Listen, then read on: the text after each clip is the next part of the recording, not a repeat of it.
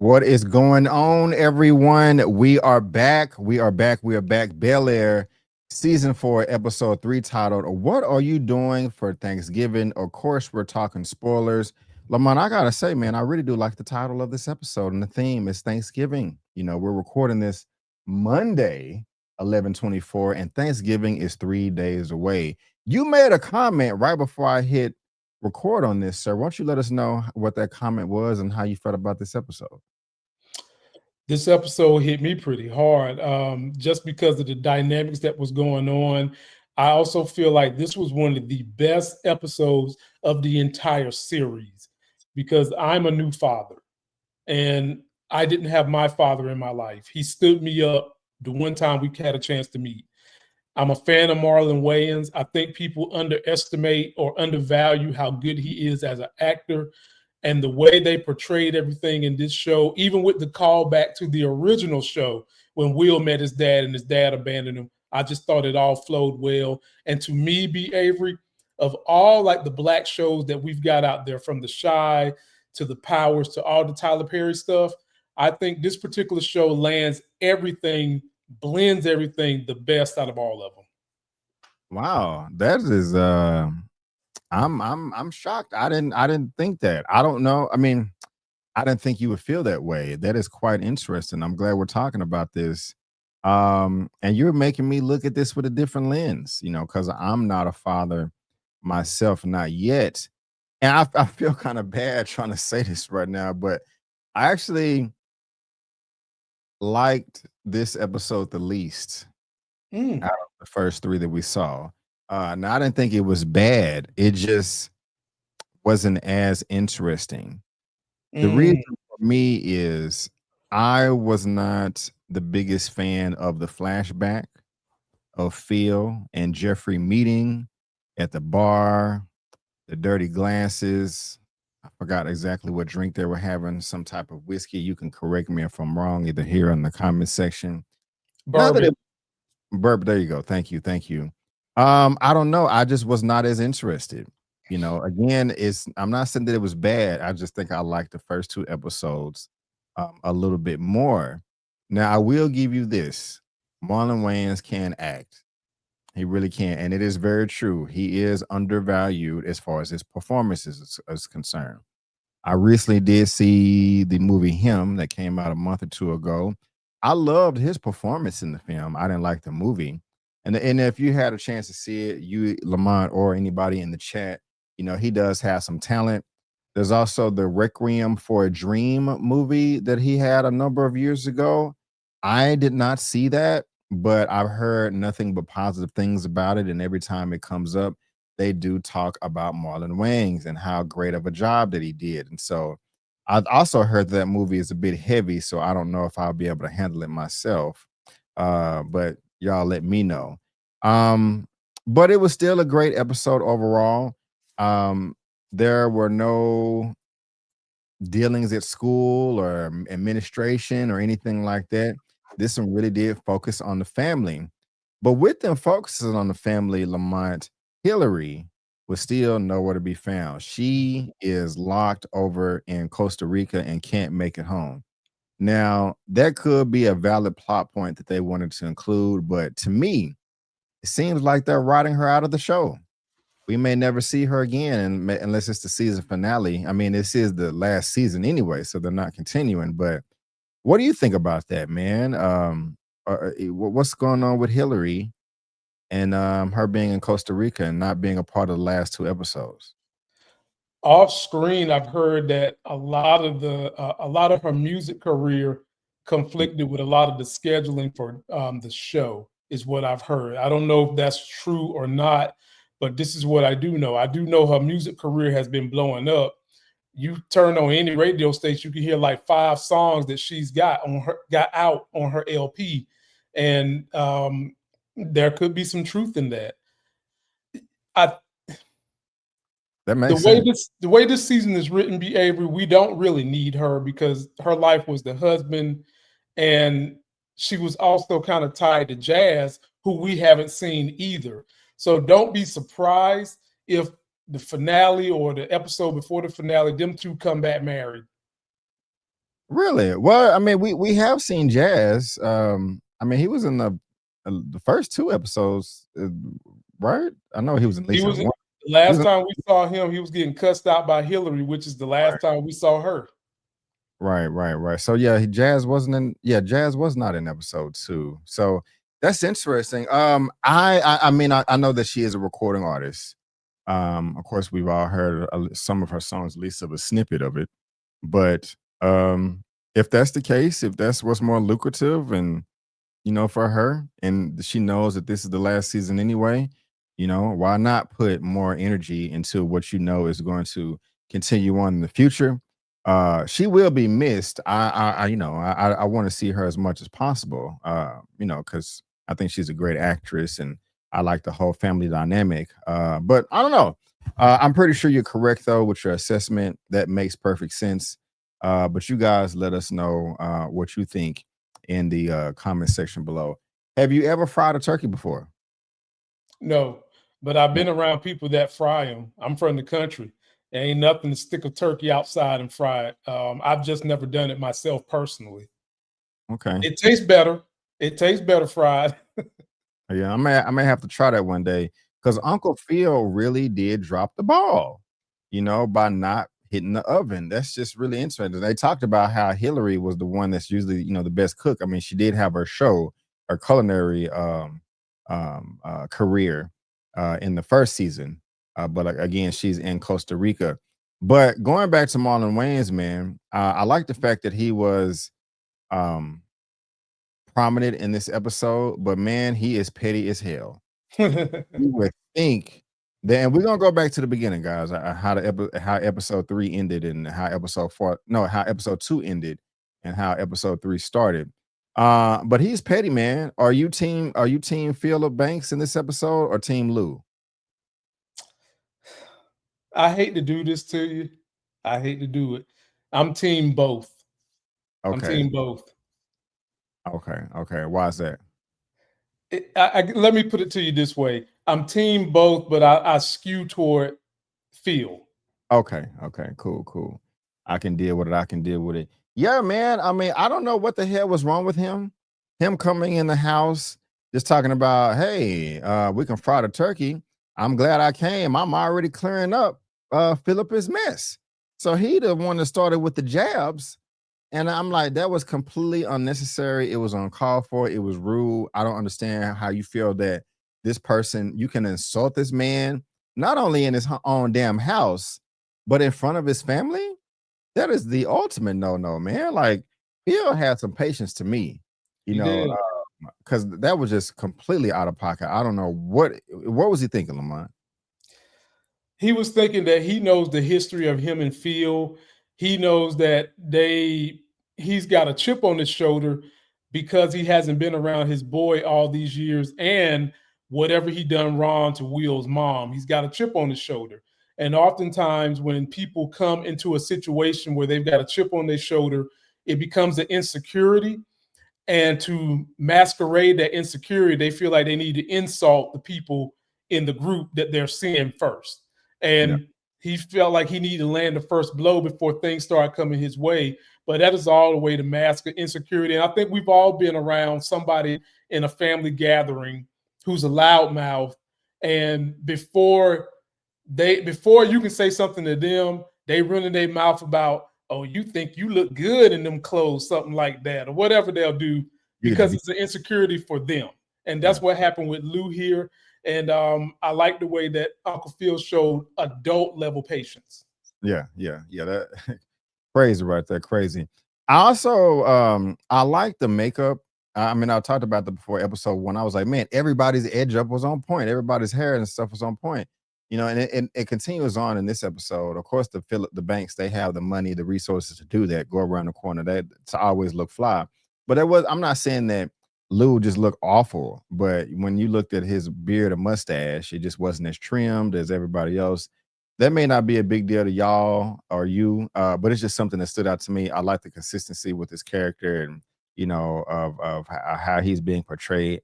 Again, may not be a big deal, but it's just something that really stood out to me. You have any comments there? Or Yeah, I think Lou likes it like that. I mean, he's a barber. He can do his own trim up if he wanted to. So I think that that's just the way he wanted it to be. That's his style, so to speak. Because he okay. is a barber. That's what he do for a living. Why he need to trim it up though? Because it was looking a little raggedy compared to everybody else. But A nah, lot of cats, a lot of cats around here run around with like they beards kind of similar to that.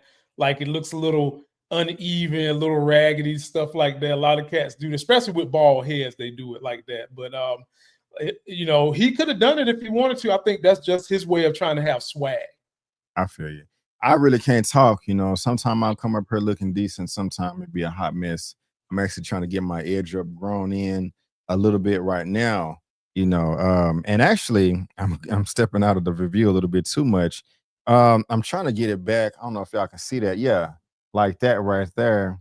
That was about a year ago. Only reason I have that ready is because it popped up on my Facebook feed today. Like a year ago, and then now, how you look. And I was like, yeah, kind of fly back then with the enhancements and stuff like that. Some people don't like the enhancements, but anyway, let me know, you pro enhancements or you like the natural edge up line. Let me know in the comment section. I will be honest though, something that I did not like um in the very beginning of this episode, and we talked about it. I think you said this in episode 2. Hey, Carlton and Will were arrested at the end of episode 2. And in the first 5 or 10 minutes of this episode, they're in court, and it's over with. They get some community service, have to do some program, little slap on the wrist, and then they just kind of skated past that plot point right there.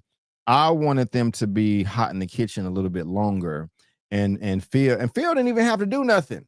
He was just there. I was like, all right, stand for your sentencing, and that was it. I was kind of looking forward to some going back and forth in the courtroom, little proceedings here or there.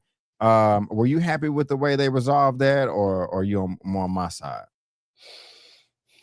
I'm okay with it. I'm okay with it because of the way they presented Lou and the things Lou said. Lou said something that was just so candid. And I want everybody that's listening to us to put yourself in that position.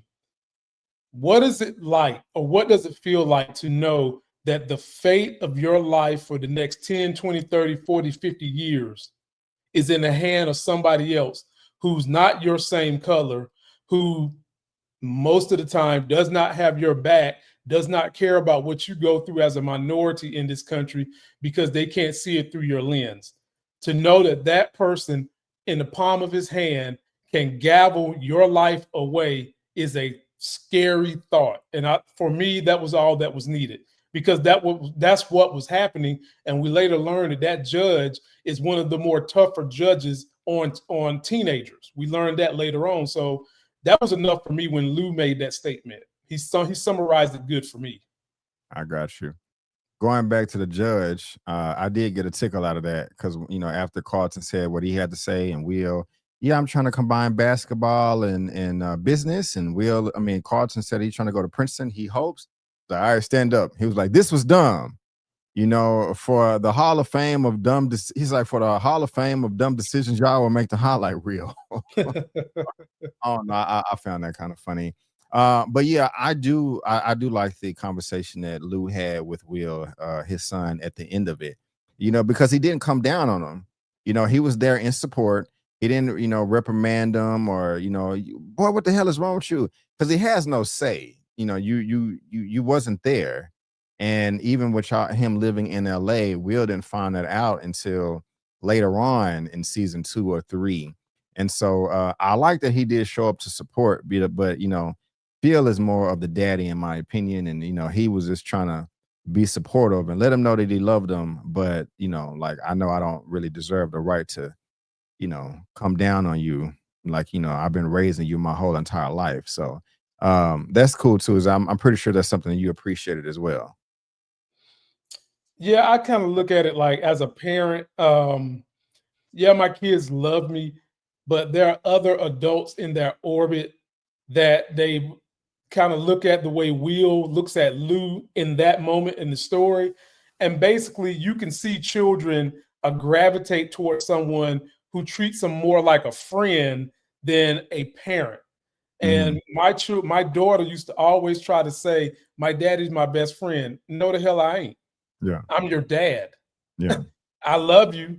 I'm not your best friend. I am not going to let you get away with everything. It is my responsibility to make sure you have the best foot forward in life.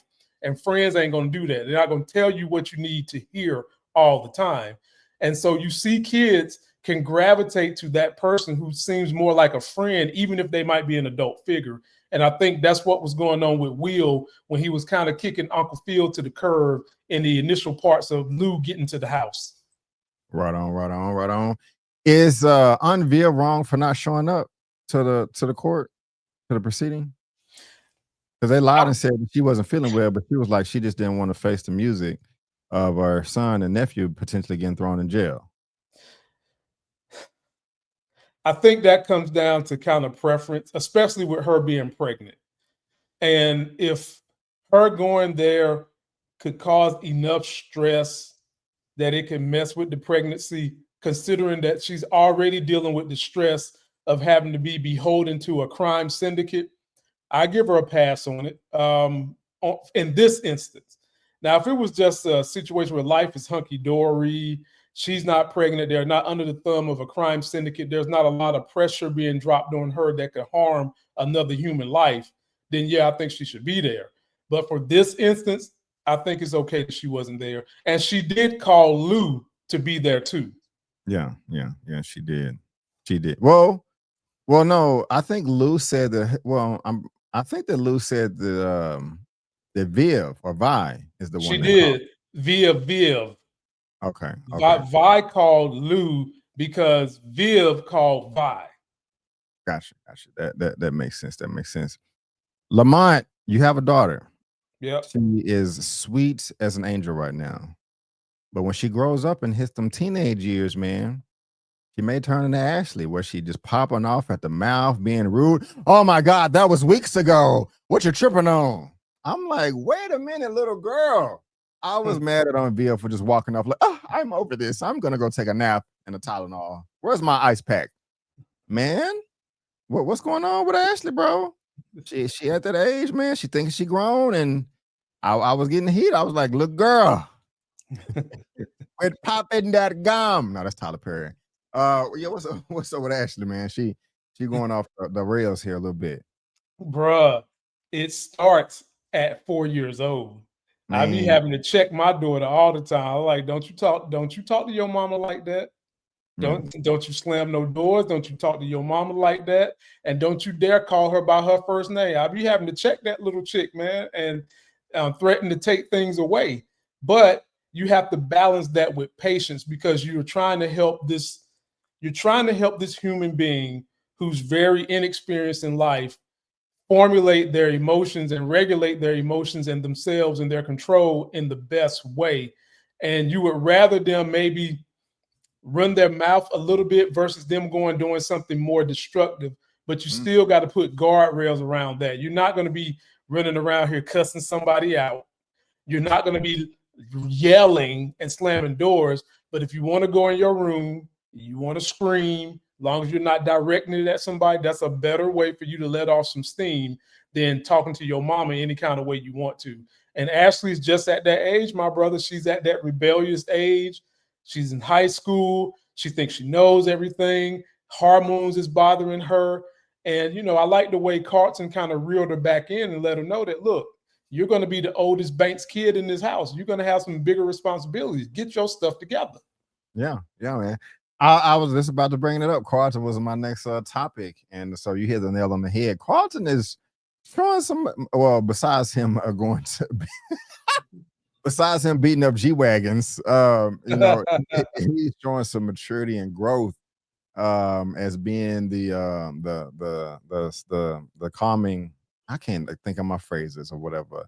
Whatever that calms the storm. I'm calm before the storm. There you go. I don't even know if that relates or makes sense, but he is the peacemaker. He's in this episode, talking to Ashley, talking to his mom, and all of that. I really do like the way he checked her as well, and that speech that you just talked about. Like you're gonna be it. We finna be gone, and so Mama's gonna need your help. That really did tame Ashley there. So shout out to Carlton because the brother is really doing his thing.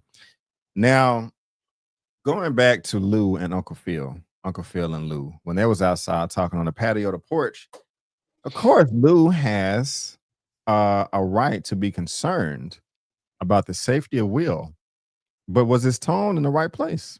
No, No, even with him no, being, excuse me, even with him being kidnapped. no. Tone wasn't in the right place. I mean, his tone was a little bit too much over the top. I understand you're concerned about your kid getting kidnapped. I understand that. But, bruh, there is a 13-year gap where your concerns meant nothing because you couldn't do nothing. Yeah, Don't yeah. be coming in here trying to nuck if you buck now. I mean, he doesn't live with you.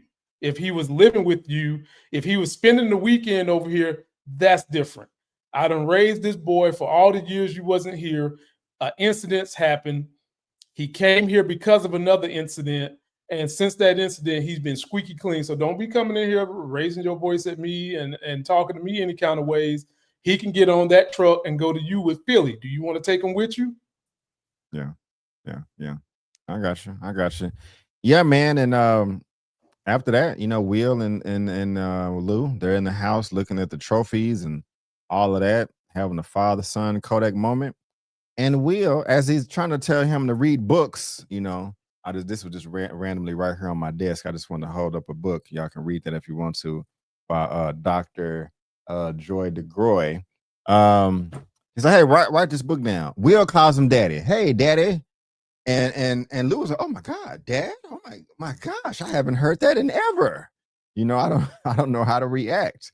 I like that, man. And he had to mess it up by acting that up at the table and saying that he's going back to Philly. How you feel about that? I thought that the going back to Philly was overblown. I Really? mean, yeah, I mean, like, bruh, the dude's got to live. He's got to live. And like he said, there's not many jobs for someone who's an ex-con that are paying enough with the technology we have nowadays. Mhm. Him going to Philly doesn't mean it's the end of y'all relationship. And Yeah. let's just say he was an NBA player. You're not going to see his ass night to night for 6 months, 8 months anyway. If they go to the playoffs, 9 months. He's going to be gone all the time. Yeah. So, bruh, I didn't understand why this was such a big thing. I get why they did it because it was very similar. This was basically a callback, an Easter egg to the original Fresh Prince of Bel-Air when Lou came through. Will was just shunning Uncle Phil because he was having fun with his daddy. And then eventually Lou tried to leave town because he was a truck driver. And he wanted Phil and Aunt Vi to tell Will that he was leaving. And Will overheard them the same way he overheard in this episode Lou saying that he got to do something somewhere else, blah, blah, blah. And so to me, this was overblown. This was Okay. way overblown because it's too much technology in today's age to just be like, I got a better job. I can help your mom. I can, send you some Air Jordan money. I'll be able to catch planes to come see you. You can come see me. It's all good. I thought it was overblown. Right on. Y'all let us know in the chat if y'all think it was overblown or not. Very, very curious. What I thought was overblown was Phil getting jealous of how Lou and Will did when they was playing Taboo or the card game. Red, Kool-Aid, Soul Train, and I forgot all the other terms and stuff like that. But they knocked that out the park right there. I don't know, man. Why was Uncle Phil butt hurt? You know, like that's silly. You know. Because Uncle Phil got a dog in him. Uncle Phil understand what it's like to be poor. Uncle Phil understand what it's like to have grown up in the black culture. Because for them, it seems like when it was Uncle Phil and Carlton, it seems like they are more kind of embraced into, I don't want to say upper class, but they're not kind of embraced into the culture of what middle class black people and maybe poor black people are dealing with versus what billionaires are dealing with. Mhm. Will and Lou could rap just like that, like it was nothing. But Phil's got that in him too. But the thing is, he didn't give it to Carlton, which is Yeah. another callback to what Lou said. you can teach people where you came from, because Lou comes from poverty. And he didn't really do that with Carlton. And that's why they had another dick swinging contest at the table over that too. And that's where Uncle Phil was having his insecurity, that he hasn't really done that with Carlton. Shout out to Ollie Schulten, by the way. I forgot to tell y'all, I produced the film with him called Taking of the Courtroom 1, 2, 3. He was one of my main characters. So be on the lookout for that at all the film festivals. Shout out to that brother. All right. Yeah. Shout out to Ali Charlatan, Nigerian young man. But Lamont, I got a bone to pick with you, man. Uh-oh. Have you told me about this short film before? No. No? I haven't. You probably have your reasons. I won't. I'll leave it No, alone. no. It's man, the reasons I have is just been stress, which is going to be another thing we're going to talk about that they mentioned in this episode. Like it just talk about it now. So in this episode, you didn't like those flashbacks that Uncle Phil and Geoffrey was doing, and I didn't care for them either, because the only thing I can see why they would put that in here is because they setting it up for one of those two to die. Oh no. Yeah, man. They setting it up for one of those two to die. But that very last scene when they was in the bar, where Geoffrey was saying how Phil saved his life because everything was going wrong with him. The reason why I relate to this particular episode so much is because I've been there. And I also relate to the relationship father-son dynamic and what I want for my child, how I detest not being in my child's life, which is what Lou had done. And I was at a moment in my life where I felt like, why am I here? And if it wasn't for you, if it wasn't for my therapist, if it wasn't for a couple of other people, I'm not going to say I would have done it, but I would have been closer to saying, letting that be a decision. So this episode hit me pretty hard on several levels. And that's why I said that. And I just been so stressed with a lot of things going on. I tend to forget that I have done these things in Hollywood, because part of the stress is the money I spent trying to build my career in Hollywood. I feel you, man. I kind of want to give you a hug. Sorry about That's that. all good, bro. Give you All a good. I'm still here. Yeah, Still here. Vibe right there. Is there anything that Lou did to you in this episode that would have warranted him getting kicked out of the house? Nice commentary. I have one thing, but I'm gonna ask you first before I say mine. I could pick a bunch of things where I'm like, bro, you leaving. Like from the time they out there drinking the beers, that was one where, bro, you get on your high horse, call the Uber, something, get the hell up out of here. Yeah. I'm sorry. No, go. You go ahead. I cut you off. My fault. Go ahead. The back and forth at the table could have been another one, but the reason why that wasn't for Uncle Phil is because there was a lot of truth in what he said about you're hiding the past from your kids, and the kids can learn from that. You think that stroking a check gets rid of what happens in the past, and Uncle Phil is a little insecure about that, because he does feel like he dropped the ball a little bit with Carlton. That could have been another moment you kick him out, but that was also him putting the mirror in Uncle Phil's face. I'm trying to remember exactly what was said. I remember Lou saying, well, you think you're a better father because, by writing a check. But what did Phil say to him exactly right before that? Like, you think you're... Phil said some people don't have to learn from the past, or some people don't have to, some people don't need to learn from the past to do better, or something to that. I'm paraphrasing here, with something like that. Yeah, there was low blows all around. I wish I can play it right now too. Okay, I ain't gonna stall us or whatever. But what I was talking about, him. I did not like him encouraging Carlton. Like, I like the fact that you had Will's back and beat up the G-Wagon. Like, okay, even if you're going to say that, which you shouldn't, why would you say that in front of the parents? That's dumb. And then when it was like, okay, this is inappropriate and we shouldn't be having this conversation, he doubled down. He was like, yeah, go boy, go. Like on this, like, and he didn't even care that they saw it. I'm just like, okay, you are really crossing the line right here, man. Like, what the hell is wrong with you? I was getting really, really frustrated with that. You agree? I definitely agree, but I'll say to this, that was another way the writers was just trying to show the dynamic for rich black people versus middle class poor black people and the struggles that both black people have to go through. So where in any instance you shouldn't be beating up people's property, right? You shouldn't do it. But if Right. you poor and somebody crosses you, you have nothing to lose. So you are willing to do something that someone rich wouldn't do because they got something to lose. I Right. get what Lou is trying to say. And I'm the opposite of what you're saying. You say he shouldn't have said it in front of the parents. I'm glad he said it in front of the parents because the parents know exactly where he's coming from. I wouldn't want Lou to be somewhere around the corner with Carlton saying, "Yeah, boy, you should have hit him a little harder." Say it in front of the parents so the parents can have the opportunity to check his ass, which they didn't.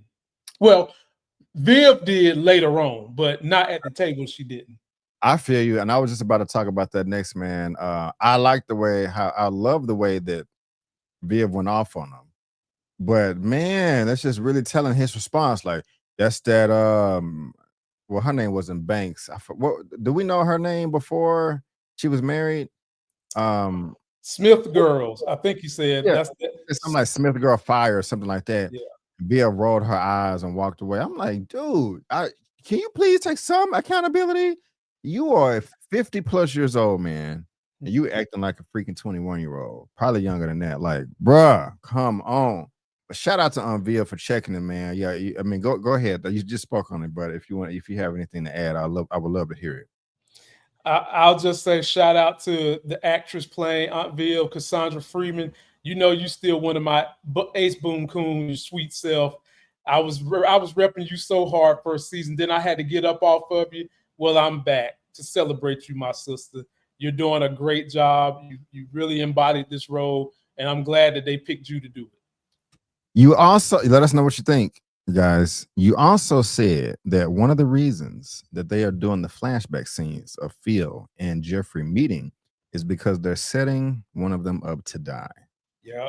Is it possible, Lamont, that they're setting Carlton up to die? Because he's had a huge arc this season already, and now we're in episode 3, dropping all these jewels at such a young age.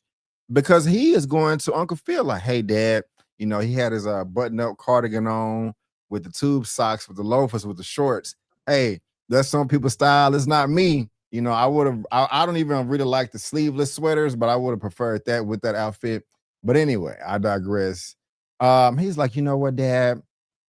When Will first came here, I was jealous because y'all just bonded and melded together, just had this relationship. And I felt that I was competing to be the other son. But I learned that, we're better together." And then he walked off with his hands in his pocket, like, "Yeah, I just dropped mic drop." You know what I'm saying? I'm like, this is funny. But shout out to Carlton again, man. He's schooling everybody. He checking Ashley in a polite way, his mama, his daddy. Last episode, he's like, "I don't know how it feels to be snatched out of a car, but I do know how it feels to be spiraling out of control." I mean, this guy is Mr. Wonderful over here, man. Are they making us fall in love with his character so he can meet, his demise at the end, or am I reaching too much? That's not a reach. That's definitely not a reach.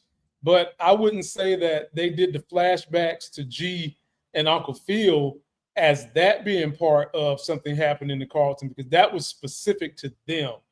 Okay. Possibly even Hillary, because Hillary was in those scenes. I think that's specific to them. What do you I mean, also Hillary do or think, Ashley? excuse me, no, Hillary. It was Hillary. It was Okay. Hillary. It was Okay. Hillary in those scenes. Hillary's the oldest of all the kids, so it was Hillary in those scenes. And I think that they would probably somebody within those scenes, and I'm definitely thinking Geoffrey is going to get off, but I can't see them putting Carlton through some trauma because he is doing a great redemption arc. You're absolutely right. He's checking the right people. The only fly in his ointment is his boo thing that has come back, and we know he's in love with her. Keisha Cole's in love with him, and it's a matter of time before they get back together, and that's when tragedy might happen. Yeah, when you say Keisha Cole, are you making a joke about Amara? The Yeah, Okay, Amira. okay. She does like Keisha Cole. Will can play the piano. Do you know how to play the piano? No. No. I learned how to play by memory, but I don't know how to read music or anything like that. What is that? What is the song? Beethoven's Fifth Sonata or something like that. I still know how to play it. Doom, doom, doom, doom, doom. Okay, I'm gonna Oh, stop. wow. Yeah, yeah. I learned in it was either my ninth grade or 11th, not 11th grade, but it was in high school. But Because I did like personally, man, the movie almost made me want to learn how to play the piano because they had a scene in there where they was on a thing to get the portal to come up, and it almost made me want to go get on the piano. right on. If you're a piano player, if you're a pianist, let me know in the comment section. I remember the first time as a child I heard the word pianist. It tickled the hell out of me. Penis. Anyway, anyway, we talked about Ashley while not being disrespectful, but she got the bonnet. She went in with her mom, and they were bonding and all that. Mom, if you're gonna make it weird, I can leave.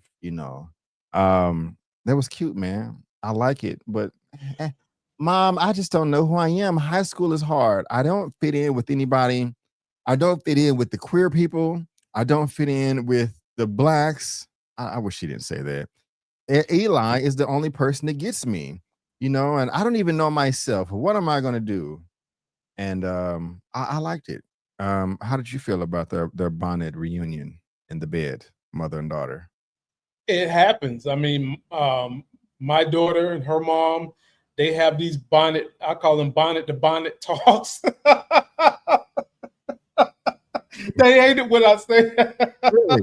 Okay, okay. oh, they do not like it. That like I call it the bonnet to bonnet talks. Because my daughter stay getting her hair done. Of course, Crystal get her hair done, and they be in the bed looking at each other, bonnet on, looking crazy as hell. And I walk in the room, and y'all have one of those bonnet to bonnet, and they both be ready to throw a pillow at me. But I like it, man. That's a great bonding for the ladies and the girls. And my daughter right now is in the Spanish immersion program. She's talking about school is boring. I don't want to go to school. So I was like, Crystal, have a bonnet to bonnet with her before I need to go Phil Jackson to the Chicago Bulls 98 on this girl. School, Man, get ready, dip on in. I enjoyed it. And I think that was a good way to show how a mature parent who's going through a lot. She's pregnant. She's got this crime syndicate. You've got Lou in the house. Your boys just got escaped prison by the skin of their teeth. She showed a whole lot of moxie to have that bonnet to bonnet with Ashley, and I think that was a good way to end the story. Almost. yeah, yeah. Do you have any more commentary on the flashbacks? I mean, we brought it up, but we didn't talk about it too much. I mean, I didn't really care for it. I mean, it wasn't bad. It was the least that has been just the least interesting to me. But do you have any commentary there? I gave my commentary. They done that for the specific reason to make us feel very, very indebted to someone in that flashback that is going to kick the bucket. Now let us know. Is that in the tab? Well, not well. I think if they're not going to kill Uncle Phil. If they do kill somebody, it's going to be Geoffrey. I don't want that to happen at all. But we're going to see. We're going to see. But towards the end of the episode, man, Geoffrey doesn't think he's not welcome anymore. Phil has a plate for him. Hey, man, I got you. Even though I'm mad at you, you have done a lot. And Geoffrey goes and or he's about to put his plate in the oven or the microwave or the toaster oven or something. Um, The air very fryer. yeah, very nice, endearing moment. By the way, guys, if you don't have an air fryer, get on it. I think my brother got me one either a year or two ago for Christmas. Best invention in the world. I love it. I love it. It ended though, Lamont. Will not Will, but Philip and Vivian are in bed. Like, babe, I got a plan. You're just gonna have to trust me. That is such a turn on that he can be involved in such BS of money laundering when they are multi-millionaires, if not billionaires. And she's like, okay, I'm gonna trust you, baby. I know that may feel good. How you feel about that scene at the end where he was like, trust me, I got this. It's cliche because Ah, you always hear men saying that, but I can just tell you in today's society, that just trust me, that's not going nowhere with women nowadays, unless it's one of these women. Um, golly, I've been trying to clean my act up and not have as many jokes. Unless it's one of these women who's not completely involved in a career, maybe she's just a homemaker and the dad do all the outside the house work, that would fly with them, but it's not flying with a career woman. No, it's just no way. She's gonna want to know what is the plan, and I need to know it quickly. And you heard Viv say, "What's the plan?" You're right. Okay. I definitely agree with the first part of what you said. That is very true. Actually, maybe the whole thing is. Yeah, I'll give you that. Okay, okay. I want to hear from the ladies.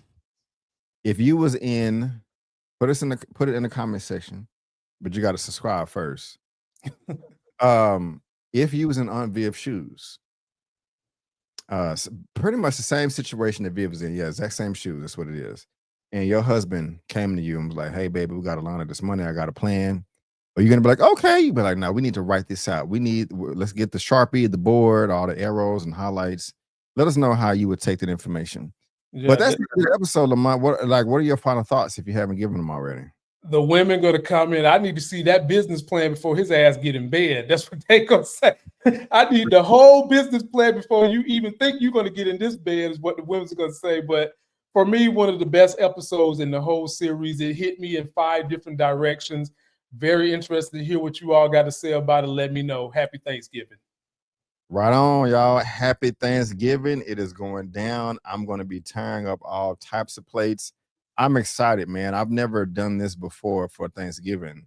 But I'm gonna try to make 4 stops this coming Thursday. Wow. And it's gonna be a doozy. And I'm starting off with a turkey trot. Gotta be there at 7 a.m. Yeah. I got to be mine at 8 a.m. I got to get my steps in. And then going to yeah, I'm just gonna be bouncing around. And so, but ladies and gentlemen, boys and girls, we do appreciate you tuning in. That is our Bel-Air season 4, episode 3 recap titled "What Are You Doing for Thanksgiving?" We will be here same time, same place for episode 4 or 5 until the end of the season. If you're watching this on my channel, please subscribe to Lamont's channel. And if you're watching this on Lamont's channel, please subscribe to my channel. We both would really appreciate it. Links are in the description box below. And I also forgot, yeah, there's our first 2 episodes right there. We're also covering It Welcome to Derry. I have an initial reaction for Wake Up Dead Man, A Knives Out Mystery, Last Samurai Standing on Netflix, Wicked for Good, Selena y los Dinos on Netflix documentary. What we got? What else we got? Another video with me and Lamont. I got my B and Eddie Netflix documentary review. Let's just go ahead and bite off Mr. Chris Jones. Go ahead and subscribe and watch 30 of them bitches. I was trying to not say that, but I actually came out. I'm so sorry, Mom, if you're watching this video. Guys, I want to thank you so much for tuning in. And before you go, don't forget, I'm B. Avery. That's Lamont. That was so corny. And that's just our opinion. Peace out. And we'll see you next time.